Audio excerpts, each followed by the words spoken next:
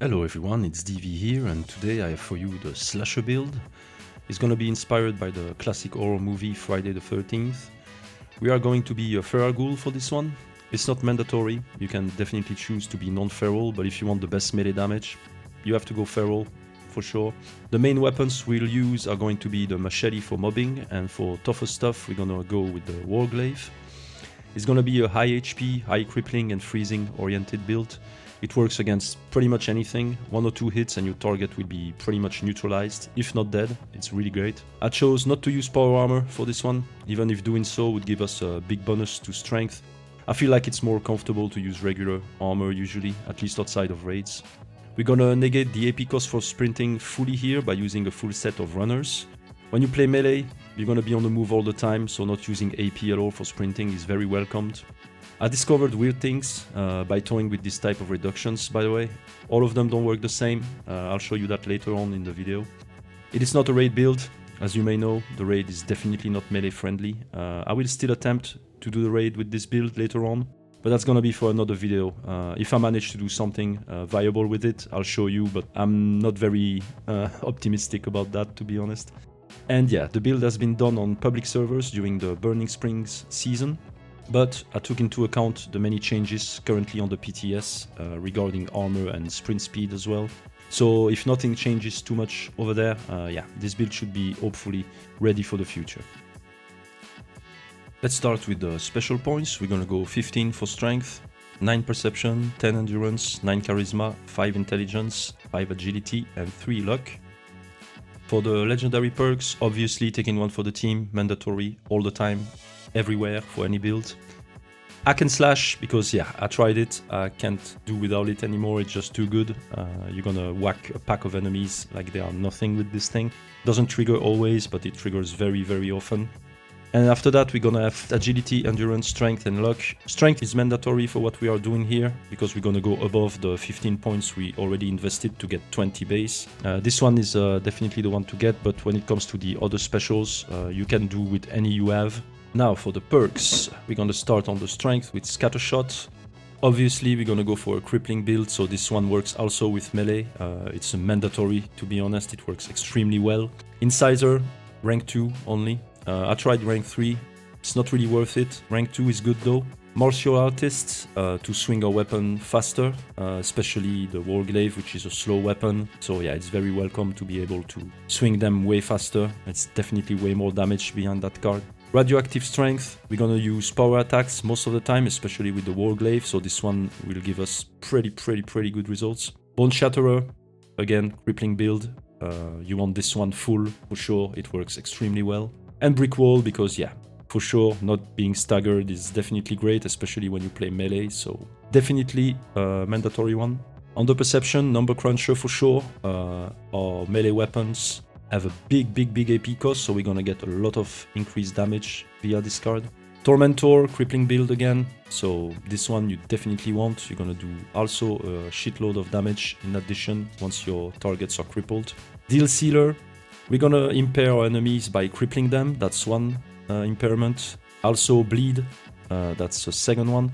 Cryo, I don't think it counts toward this one, but still. So it's gonna be more damage, and especially when you are playing with other players in events, or especially nuke bosses, you can get a lot out of this card because they may be burning, they may be poisoned, they may be this, they may be that, so it's gonna scale a lot when you are at least playing with other players, but even by yourself it's gonna work pretty well. Rad Reaver, we're getting glow back by dealing melee damage, always welcome to keep our glow as high as possible. Under Endurance, Life Giver, yeah, we're playing a high HP Juggernaut build, so Life Giver is definitely mandatory. Through Hiker, yeah, we're gonna carry a shitload of Toxic Goo, because that's how I manage my glow. I'm on PC, so it's easy for me, so True Hiker is definitely mandatory when it comes to weight reduction. Adamantium Skeleton, yeah, ghouls are very prone to be crippled. It's a problem, so Adamantium Skeleton, it's only 1 point, you want that one. Fireproof, for less damage from explosions and flame attacks. Next season, it's gonna be only explosions, because they introduced new legendary mods like Elementalists that does fire damage reduction, but not explosive, so Fireproof is only gonna be for explosives. I would still keep it at rank 3 for sure. Store genes, mandatory, you are mutated, you want to keep your mutations fixed, so mandatory of course.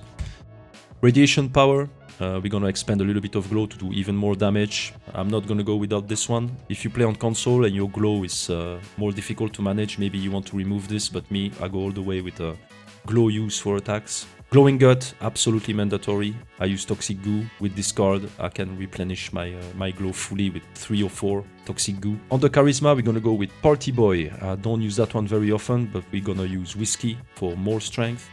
With this card, you can have +6 on strength by drinking whiskey. Doesn't last very long. I didn't take the perk on the endurance to make alcohol last longer. Don't have the room for it.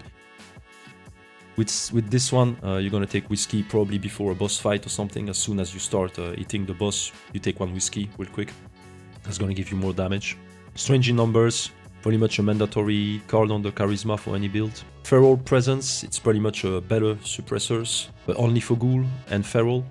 So yeah, we're gonna reduce the target damage output after you attack for 5 seconds, but each time you attack, the timer reset. United Ordeal, it's a choice, honestly. You cannot really tell if you're gonna join a team with a ghoul, so very often this card is gonna do nothing, but when it does, it's definitely good because we're gonna get more strength and more endurance especially, and also more intelligence because we're gonna use cryo on the warglaive, so it's a nice to have. If you want to use, I don't know, something else instead, you can, but I chose to keep that one still. On the intelligence, makeshift warrior, rank 1, I don't have room for more, but yeah, melee weapons can break fairly quickly, so just using 1 rank of this card really helps.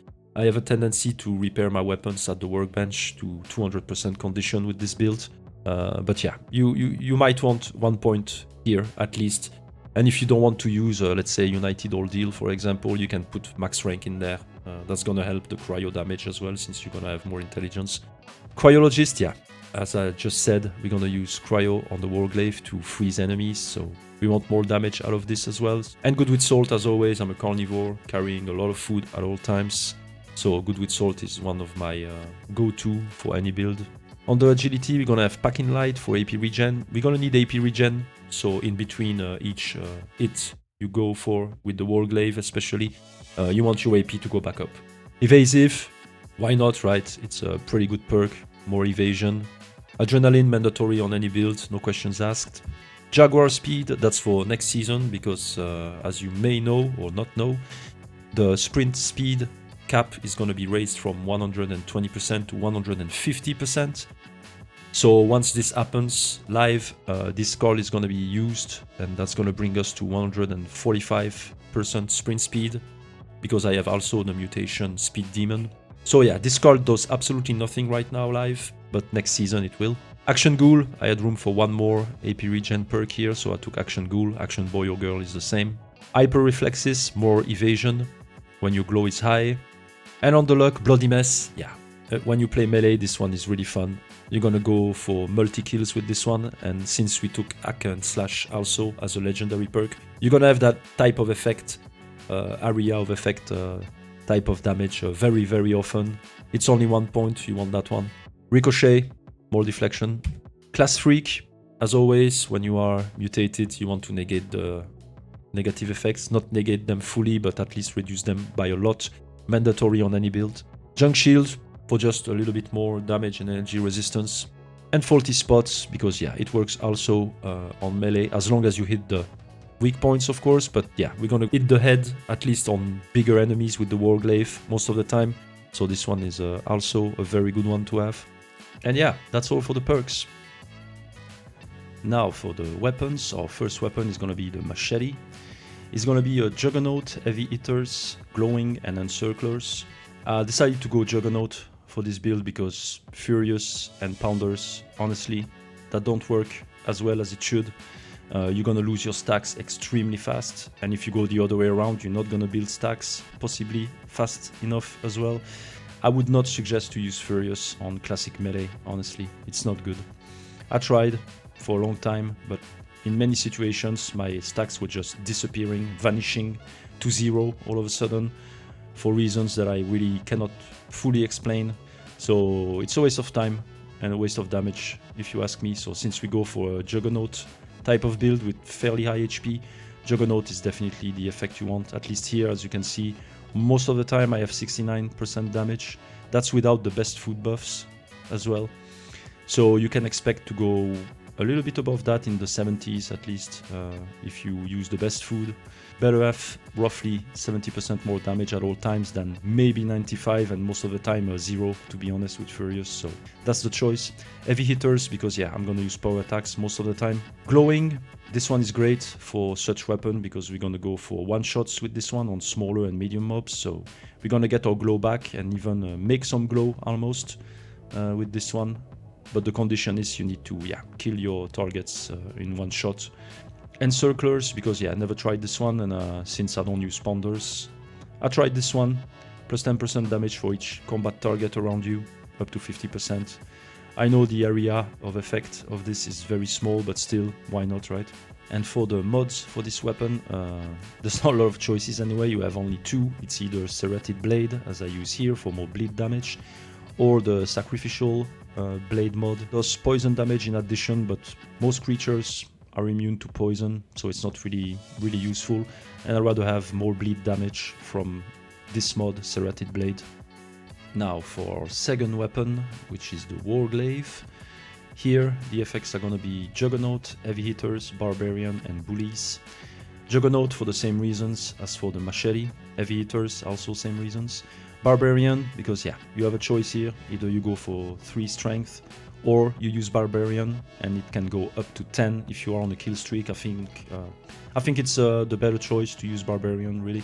And Bullies, crippling build, so with the crazy amount of crippling we are going to do, Bullies is gonna kick at full effect very often. And for the mods, Cryoblade, I want to be able to freeze enemies. As you will see, they freeze really quickly. You don't need to hit them 1,000 times for them to be frozen, or at least very slowed down.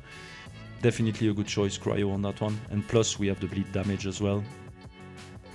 And the last weapon we're gonna use, which is more of a utility weapon. The goal here is to use Feral. This mod allows you to make you go Feral faster. When you kill an enemy, your Feral meter goes down. Which is very welcome if you want to switch to non-feral from time to time to do raids, for example. This weapon is going to allow you to go back to feral very quickly, because if you don't use this, you're going to need to wait 3 hours in game to become feral again, which is definitely a long time, so that's more of a utility weapon. Now let's have a look at the armor we're going to use. In here I chose Secret Service. To be honest, I tried Thorn, not good. I tried Civil Engineer for the weapon duration bonus. Absolutely catastrophic, Civil Engineer. I was repairing it all the time. Honestly, you can argue as much as you want when it comes to regular armor. Secret Service is just the best. No questions asked for me, at least. The durability on this one is way better than Civil Engineer and Thorn. You're not gonna need to repair your armor every 30 minutes, really. With this one, at least. When it comes to the mods, we're gonna have Buttressed on all parts, as always. That's the best one. On the chest, we're gonna have Asbestos Lining for fire resist, because I realized I was taking a shitload of damage from fire. If you want a jetpack, you can switch that for a jetpack. What I do is I have another chest, another Secret Service chest with a jetpack that I assign to my weapon wheel, so I can switch from the jetpack one to this one again very quickly using some keys on my keyboard. Weighted on the arms for more armor penetration, so this plus the rank 2 of Incisor we have will give us 70% armor penetration. That's more than enough, to be honest. It works. And on the legs, Cushioned, because I chose not to use the Bird Bones mutation for this one, because I like to jump Vats attack in a way, and I don't want to fall down slower. So as a result, I'm going to use Cushion on the legs, because sometimes I'm going to take a little bit of fall damage. The problem is, on Secret Service, you don't have the Strengthened, I think it's called, mod on the legs for more limb damage reduction. So I chose Cushioned because that was pretty much the only choice that made sense for me. When it comes to the legendary perks on the armor, Mutants ×5, it may surprise you, but as you can see from the PTS notes below, this mod is gonna be probably one of the best ones later on. It's gonna be a 5% damage reduction when you have more than 3 mutations. So it's pretty much what Overeaters does now, live. And at the same time, Overeaters is gonna be reduced to 4%. So that's pretty much the death of overeaters, if you ask me, if things stay that way. So yeah, right now, though, on live, Mutant is pretty bad.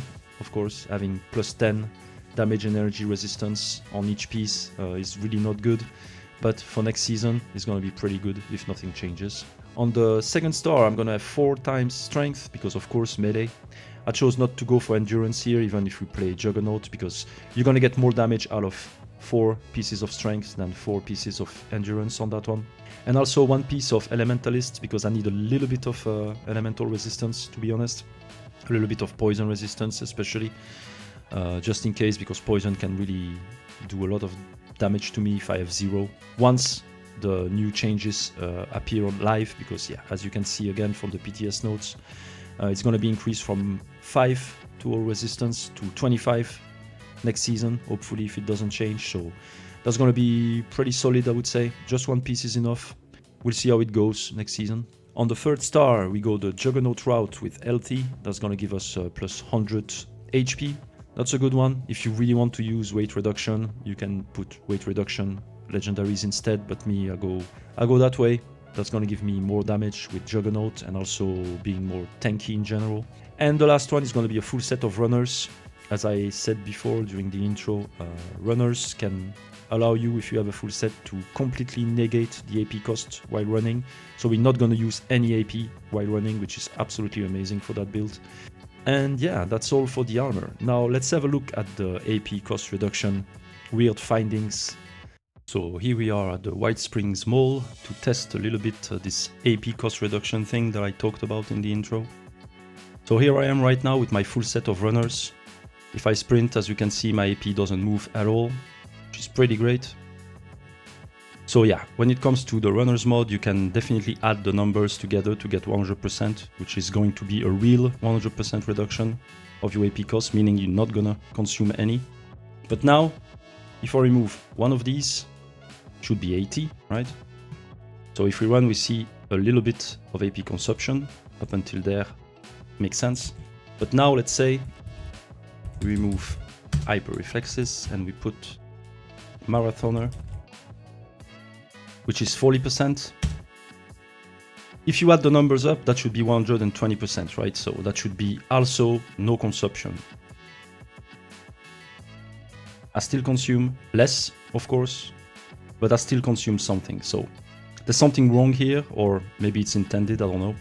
But when it comes to these, the only way to fully remove AP consumption while you are sprinting is to have a full set of runners. The same goes with custom fitted on the legs for your armor. It's gonna have the same effect as Marathoner here. It's not gonna be a real reduction in a way, but more of a percentage applied to your AP consumption while sprinting per second. Let's have a look at the Underarmor now. For now, Secret Service for strength and endurance, of course. These are gonna change really in a very meaningful way next season. So I've put the PTS notes for these. We're gonna have styles now to apply to any Underarmor, if I understood it right. So yeah, the 2 ones I recommend for that build would be either the Brotherhood of Steel style or the Marine style. Both are gonna get you 4 strength and 3 endurance. And from there, you choose either intelligence or agility, it's up to you. I would go for intelligence for boosting the cryo damage with the Warglaive. So yeah, that's pretty much all for the armor. Now let's have a quick look at the foods we want to use for this build. Melee is really tied to food if you want the best results. You're gonna need your food up and you're gonna need to be carnivore for sure. Herbivore is not gonna help you at all with that type of build. First food we're gonna use on the daily is pemmican. You can have a generator at your camp for this. Crafting it yourself is really not easy. It's a pain in the ass, so get the generator from the creator. It's bullion, it's not that much, it's 1200 I think. You may need some reputation to get it, but it's a really good one to get for sure. It's gonna give us more endurance, so therefore more HP and more damage via Juggernauts. We also have the Radog Burnt Hands. This one is a farm though, because there's no generator for it yet. It's gonna give us more AP regen. This one does a lot of change. It's pretty much company tea for herbivores. It's a farm, but it's an easy farm. Deathclaw Steak for more strength. This one is generated at my camp via the Deathclaw roaster. It's an Atom Shop thing. I strongly suggest you take it, it's a great one. Plus 5 strength for 30 minutes. Unfortunately, it's not that long, but yeah, it's a good one to have. And you can also farm Death Claws in Burning Springs. There is a lot of them, so it can be a farm as well if you run low on these for some reason. Hot Dog for more HP. That's going to give us more damage via Juggernauts and also more HP and more tankiness, of course. This one can be generated with the same generator as for the Death Claw stake, but the odds are not that high. So I also have a farm spot that is a super easy one to get 8 at a time. I'll show you that after. And Glowing Meat Steak for 100% melee damage for 30 minutes. This one is a farm as well, but the easy way to do that is to do Uranium Fever, the event, and where the Butcher's Bounty perk on the perception, you can replace, let's say, a Number Cruncher. It's a 3 points as well by this one when you do this event, and you're gonna end up with a fair amount of glowing meat. And now we have the best foods, Deathclaw Wellington, that replaces Deathclaw Steak. You cannot have both at the same time, and it's one or the other. This one is gonna give us more strength. It's 8, 7.5 rounded up to 8 usually, for 1 hour this time. This one is vendor only. The ones in that category, the best, are vendor only for me. I don't farm for these, it's too much of a pain. I'm gonna show you which vendors you can go to get these. Cranberry Meatball Grinder instead of Hot Dog for more HP and for 90 minutes this time, which is pretty good. Also vendor. Tasty Yao Guai Roast, also vendor. And this one is gonna give us plus 212.5 melee damage for 1 hour, it's insane. But also farming these are a pain, so I only keep that for vendor buys. There's others that can do this as well, with Mutant Hound meat and Sheep Squatch meat, but it's an awful farm, to be honest. I refuse to do it. So these 3 on the right, which are the best, I go to vendors for them, and I store them in my freezer for occasions where I need to do a lot of fighting, or I want to do my best damage possible. It's not for every day or every situation, but yeah, I always have a few of these in my freezer when I want to use them. Now there is also another way to boost things even further, but yeah, it's not an easy one as well. That would be using melee bobbleheads to give you more melee damage, and also the use of the magazine Backwoodsman 6. That's gonna boost the effect of food. So obviously if you run the 3 foods on the right and you use the magazine on top, the numbers are gonna go crazy. But also, since it's a magazine or a bobblehead, they are not really farmable in a way, so maybe if you trade you can get a fair amount of these, but yeah, I don't consider these as an everyday thing, at least for sure. Now, the first vendor you can use to get the best foods is literally at your camp if you want to. So I suggest that you take Yasmin as a companion for your camp. It's a little bit pricey to get her, it's 4,000 bullion at foundation, but yeah, it's really a good one for melee builds. So now we're gonna talk to her. You go for, let's talk about cooking. I want to buy some recipes. And as you can see, she has, we're lucky this time because we have 2, the Cranberry Meatball Grinder and the tasty Yao Guai Roast. Perfect. The inventory resets each time you change servers, so each time you log in into a new server, I suggest you check your inventory. And once you have these, if you don't want to use them immediately, of course, I suggest you put them in your freezer. There you go. All of these in the freezer. So yeah, what I keep usually is, I have this, but I don't use it very often. Scorched Beast Brain, why not? But especially the Cranberry Meatball Grinder, the Deathclaw Wellingtons, and the tasty Yao Guai Roast. This one you buy from vendor, as I just did. But you can also craft these, I still have some left. It's a pain to craft. You need so much materials to do these, it's really not viable. So yeah, the best bet is to buy these at vendors for sure. Now for the second vendor you can go to for these great foods. You want to go to the White Spring Resort, Refuge. From here you go left. I'm gonna go to Esme's kitchen. You're gonna sit, wait a little bit. And as you can see, we are lucky here. We have the tasty Yao Guai roast twice, which doesn't happen every time for sure, so we're just gonna take that. Alright, now if you run out of hot dogs, which may happen very often, the place you want to go is there, the energy plant. So here we are. It's also a good time for me to show you my weapon wheel. I have slime cake and toxic goo here. I use slime cake for topping up my glow sometimes when I don't need as much that toxic goo would provide. Usually use the two most of the time. And also slice of slime cake also does the same thing as coffee does, so if you need a big boost in AP regen, that's the one to go for. The machete is here, the war glaive is here, a medic's squirt gun to heal NPCs when needed, the whiskey, the camera. Regular stim packs for in between fights if I need to get some health back and I lost my glow. I use the super stim packs as a default in the game settings. And my jetpack switch piece of armor and my regular piece of armor. So right now we need to go way up there with the pipes, with the red stripes over there. That's where the hot dogs are. So what I'm gonna do is switch to the jetpack and we're gonna go up there.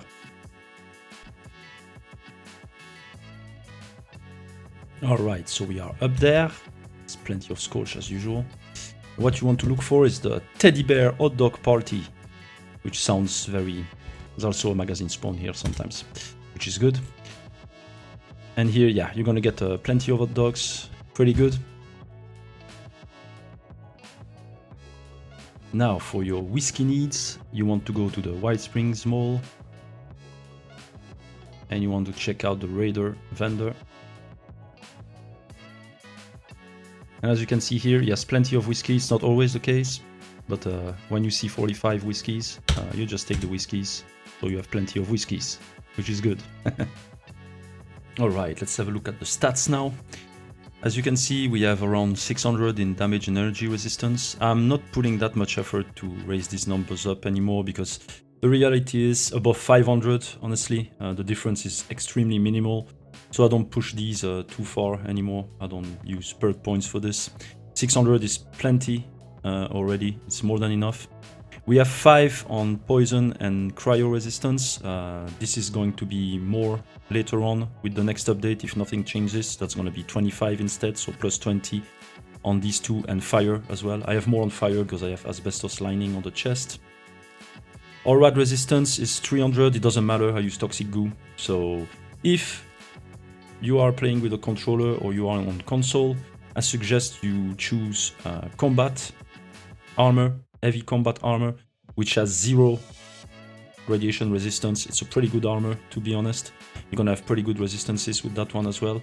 And that will allow you to use, let's say, a gamma gun, a quad gamma gun, to irradiate yourself by shooting at your feet. That's a way to do it if you cannot quick assign toxic goo to a key, as I do on keyboard. Our HP is close to 700 in these conditions. I'm on public in a casual team. I have all the food running, the daily ones at least, not the best ones. I have a few buffs going on as well. And our AP is close to 300, low AP pool, but we don't need a big AP pool, but we need good AP regen, and we're gonna have that. When you look at the effects, alcohol addiction, I keep the addiction because I don't want to deal with addictol, it's a pain in the ass. I only lose 1 charisma, which pretty much does nothing to me because I'm a feral, so my charisma is negative anyway. And I just lose 1 point of agility, so I don't bother with this.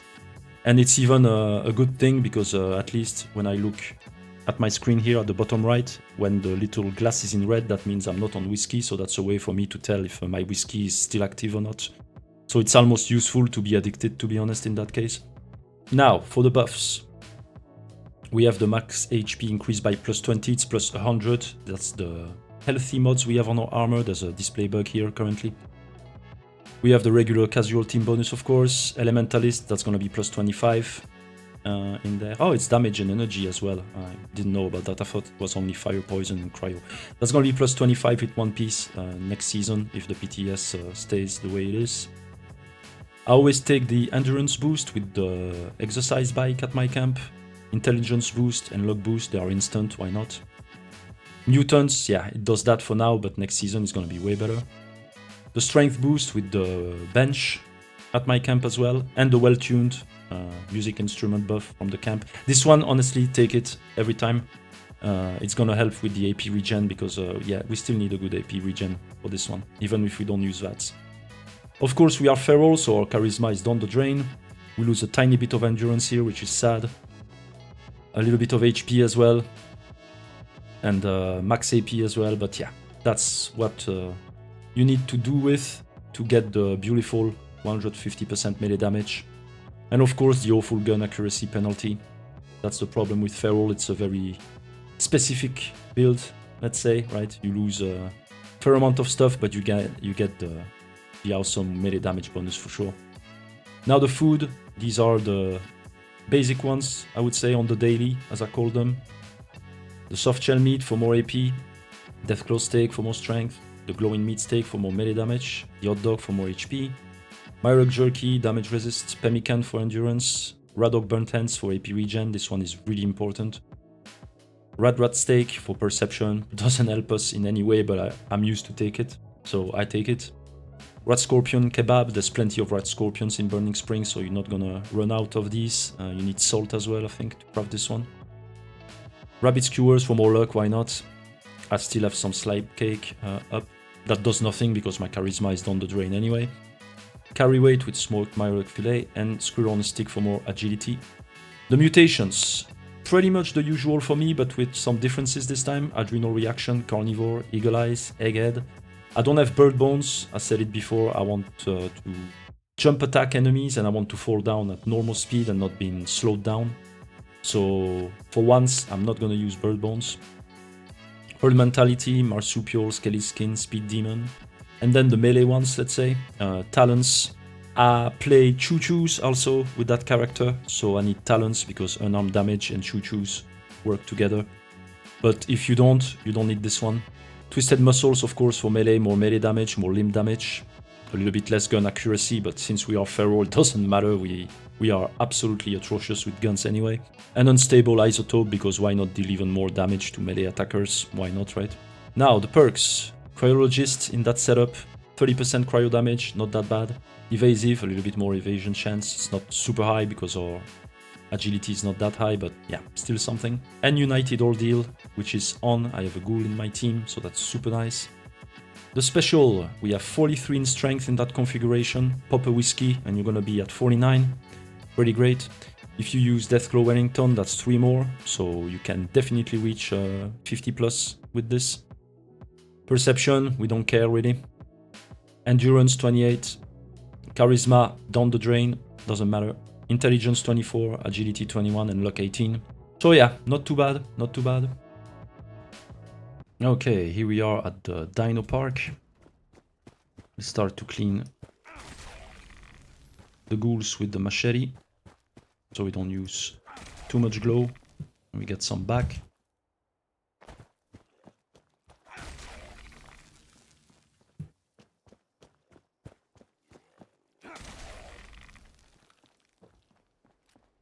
Alright, now let's go for a Deathclaw. I'm gonna give him time to exit, because if you attack him immediately, he's not gonna be able to do anything anyway. And I miss, of course. But once you hit them once, it's pretty much over for them. They can do shit, pretty much. Check for Deathclaw eggs in there as well. So, hit them once. And as you can see, anything except the right arm and the tail, and yeah, the left arm as well, but it's almost fully crippled now.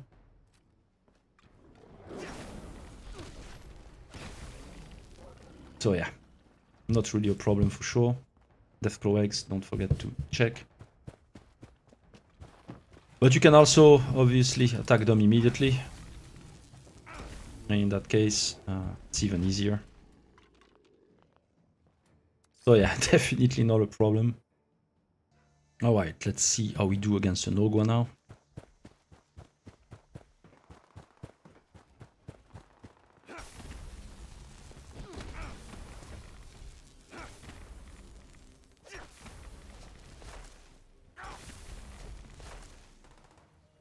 So yeah, as you can see, it's definitely fully crippled. Not really a challenge for us, that's for sure. Also have a death glow, I think. Yeah, here's one.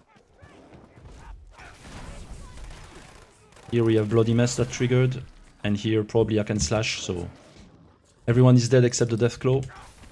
But he's almost dead as well. They really do weird stuff when they are frozen, that's funny.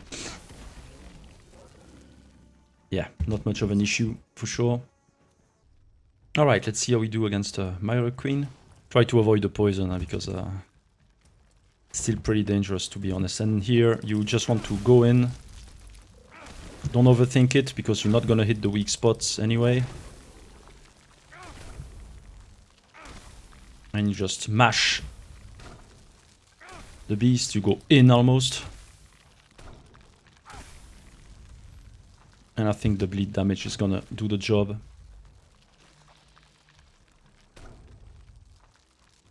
Maybe not. No, maybe not. Ah, let's take the machete. At least we get some glow back. And yeah, not really a problem because she's gonna get crippled extremely quickly and she's gonna be frozen on top of that, so... The only problem is, yeah, since we cannot use guns, it's difficult to lure her towards you, but that's how it is. It's a melee build. Alright, let's see what we can do against the Scourge Beast now. It's gonna be a problem for this build, of course. I'm gonna check if I have my jetpack. I have my jetpack on. Let's deal with these awful Scourge first. Jesus Christ, they move too much.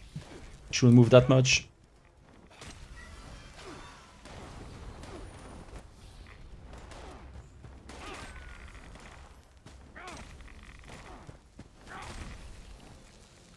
We got 2 for 1 here with either Hack and Slash or Bloody Mess, I don't know.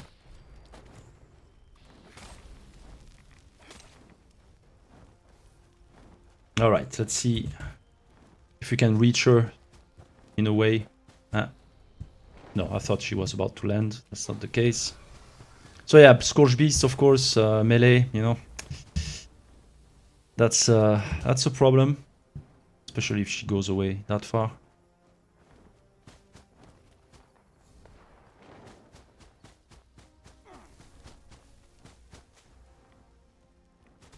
You're not gonna hunt Scourge Beasts for fun with that build, that's for sure. But, you know, you can use a jetpack and do something. So yeah, at least I got a hit. Maybe she's gonna land now. Let's see how the crippling is. I hit her because there was cryo, but no crippling whatsoever. That's odd. 2 very boring minutes later. The robots are helping me, that's good. Keep her here, keep her here. I got a hit this time. Approximately 10 hours later. Finally. Finally. Very bad decision from her. So yeah, obviously once she's on the ground, that's not a problem anymore, but yeah. That's the problem with melee, right? So yeah, hunting Scourge Beasts, not gonna be a thing for that build. Let it go. And these, let it go as well. Alright, let's look at how we do against headhunts solo.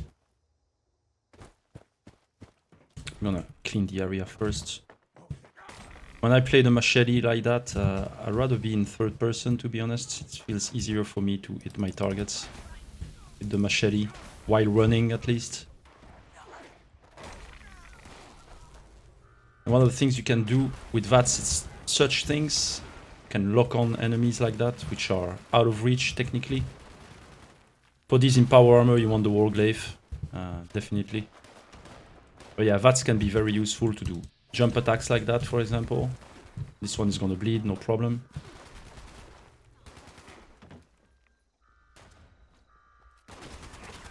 Here we switch for the Warglaive. There we go.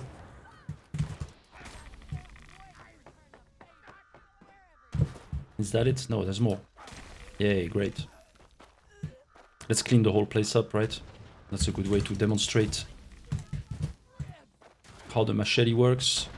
I don't see... No, that's it. Ah no, there's someone here. Let's take the Warglaive for this. There we go. As always, Fusion Core. I think we're clear. We can start the party.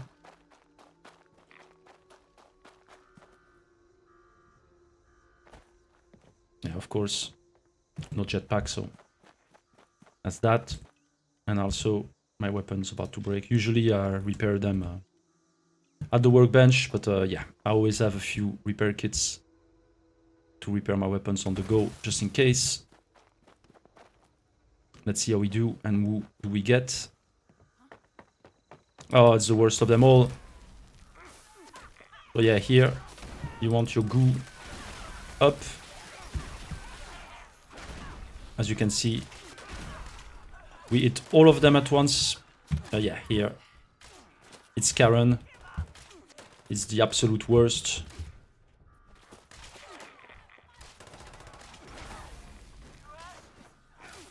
Plus, we don't even see them. Yeah, it's not an easy one, huh? I should switch to third person for this. It's way easier to hit the head.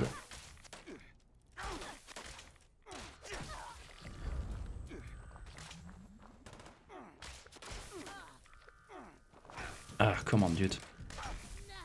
Oh, I'm gonna die. I'm gonna die. Oh, that's close. Yeah, that's pretty much the worst case scenario. These. That's so fucking annoying. But yeah, you can see the bloody mess or hack and slash triggering sometimes. Plus there's a lot of them. Okay, another steam pack. Okay, we should be in the clear now. This one is going to bleed more than likely. Thank you. And this damn poison just keeps going. Thankfully, Elementalist is going to be a little bit better next season, so I may be able to tank this a tiny bit better, but yeah, the poison is wild. Huh? And we have a legendary here as well. All good. Plus the poison lasts for long, so... But yeah, it went pretty well, I would say, considering that Karen is the absolute worst. But yeah, be ready to have at least 20 stim packs on you, 20 supers, I would say. Alright, so here we are at the Red Rocket for another hunt. Let's see how that goes. So obviously first you may want to clean the area, right? There's always one there.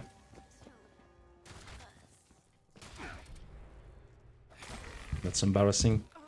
Yeah, for the machete, I like to play third person, to be honest. Allows you to run. You can also do crazy stuff like that, as you can see. We killed 3. We killed 2. So yeah. Bloody mess and hack and slash definitely working. As you can see, it's it's great.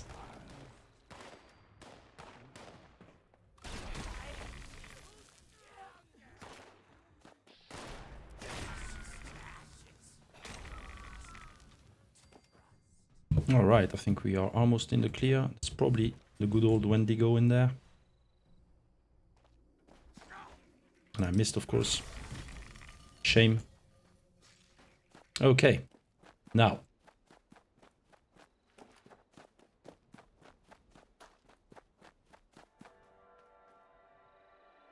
Our whiskey ran out, so let's take another whiskey.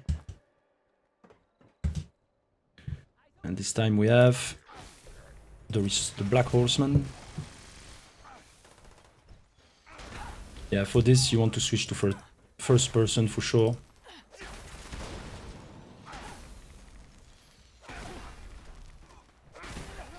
And this one just died because of a bloody mess and hack and slash.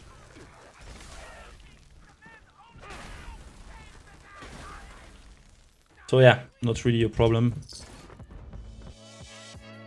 And that's all I had for you today. I hope you enjoyed the video. In the meantime, guys, take care. I'll see you in the next one. Bye.